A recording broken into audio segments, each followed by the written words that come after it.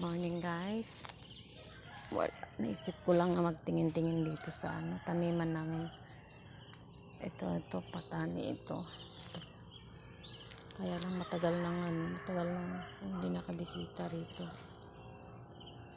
Kulang naman ako, dalawa pa lang.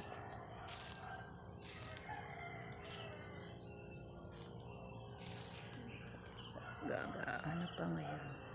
Mag-aalas 6 pa lang. Hanap ko yung dito. Ayun, natutuyo na sila. Umakyat na ito sa taas. Marami itong bunga nung nakaraan. Kinuha na daw nila. Kaya hindi ko naman makita ang bunga nito dito. Umakyat na siya sa taas.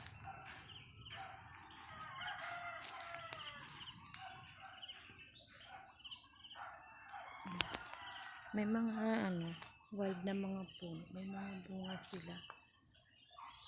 Hindi ko sila alam kung ano sila. Prutas ba sila?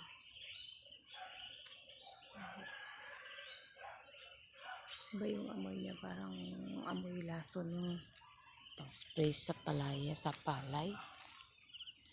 Ito yung aming bunga ng walang bulak. Ay, meron. Katuray. Yung ng labuyo, meron na rin hinog. Nagkapis ako niya nakaraan. Puno ng siling demonyo. Kukunin natin yung bulaklak ng katuray.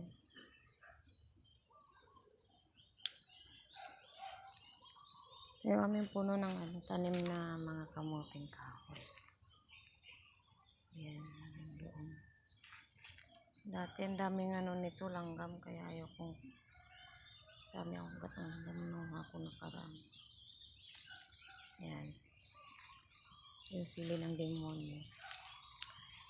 Yung puno na yan, ang daming bunga, pero ano lang yan, panggatong dito sa amin maraming puno na hindi kilala. Mayroon pa isang puno dun. Hindi ko alam kung anong klase yung puno. Daming bunga, pero hindi. Yung puno namin ng samsamping, hindi ko alam sa Tagalog ang samsamping kung ano sa Tagalog.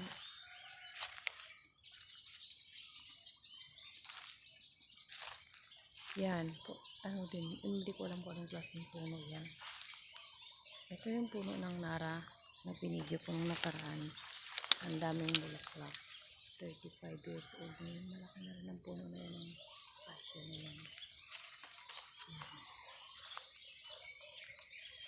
Dito na lang po muna yung ating pagbibideo kasi magpe-prepare na po ako para papasok ako sa aking trabaho. Abangan niyo po ang aking sunod na video guys dito sa aming tirahan. Malapit sa aming tirahan.